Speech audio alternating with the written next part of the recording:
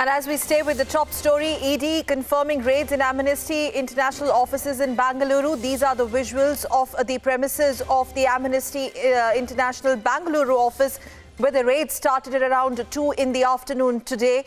And our Republic TV's Karthik continues to be live with us on this big story. And we're also breaking right now, big information coming in, that Akar Patel, the chief of the Amnesty International India chapter, is also being questioned as we speak by the ED salutes. Karthik joining us live. Karthik, over to you. What more information do we have on grilling of Akar Patel? He is going to join us in a bit, but these are the visuals on your screens that you can see of Bangalore offices of Amnesty International's office, which were raided earlier.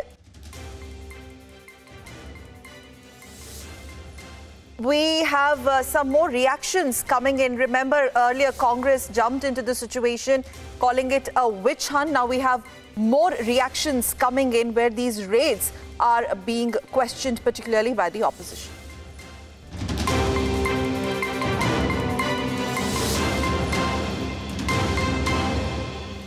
Amnesty International's first step, the government stopped the aid from the international institutions. And even today, they have not explained why their aid was stopped, why their fund was stopped. And now they have been raided by the ED.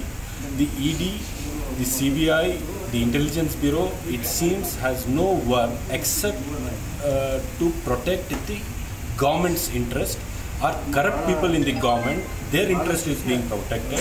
And Mr. Modi, who claims to be a very honest man, is in the epicenter of the whole episode where he is protecting just the corrupt.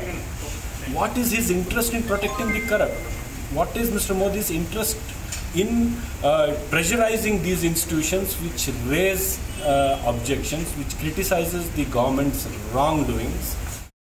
Our political editor Aishwarya Kapoor and our senior news editor Shravan Sen are live with us on this big story. Quickly cutting across to Shravan first of all, because the latest, Shravan, that we are picking up, Akar Patel is being grilled as we speak by the ED salutes. What more information do we have?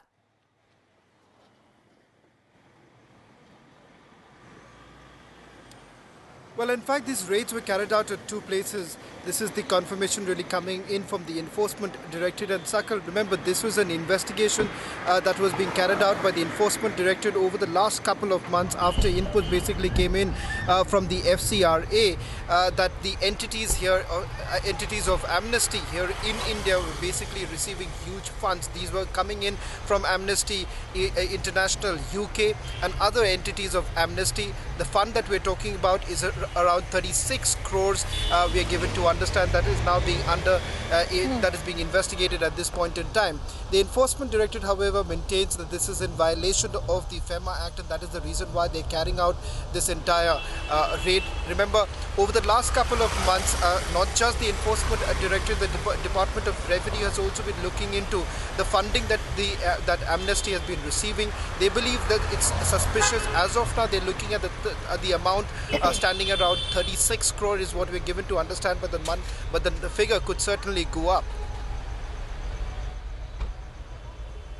All right, Shravan, stay with us. Aishwarya, the fact that Congress defends Amnesty here and backs their claim of political witch hunt, are we really surprised here? Congress here, in fact, is attacking agencies using this opportunity again.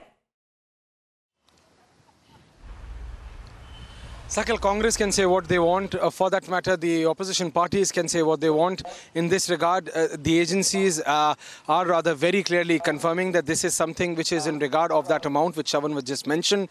And this is happening because of the FEMA rule violations, because of the money which came in or the investment which came in the name of FDI and was sent in by certain different entities. So very clearly, this is misuse of fund. This is misuse of fund by an NGO. This has nothing to do with this particular NGO stand or this particular corporation stand on whatever the government of India is doing. If that would have to happen, that would have the best time to do that was as soon as when you came in power in 2014, because Amnesty's stand and the stand of its head of the India chapter, Akar Patel, who supposedly majorly being questioned or examined at this very point of time has been well known even prior. So for these opposition parties, they need to understand that at some point of time, politics ends and the law of the land prevails. This is something which we are being clearly told by the government as well, though there's going to be an official statement coming in soon as well from both the agency and then the government, but simultaneously understanding the magnitude of impact or the magnitude of connect with this particular organization has with certain political parties across the spectrum in India and also overseas. This was understandable, and then the government and then the agency both exactly knew that what kind of reverberation this will create, Sakal, and that's why we are being clearly told that the agency had already taken in the particular agencies or the government wing in the loop, and they exactly knew that what kind of evidences they have against this, and only then this action has taken in, Sakal. Okay. Absolutely. Absolutely. With concrete evidence, and Prema, our investigations editor, is going to tell us a little bit more about the evidence, the concrete evidence, especially how these fundings were routed through various commercial channels, Prema, and the way the FEMA rules were violated by Amnesty International India chapter.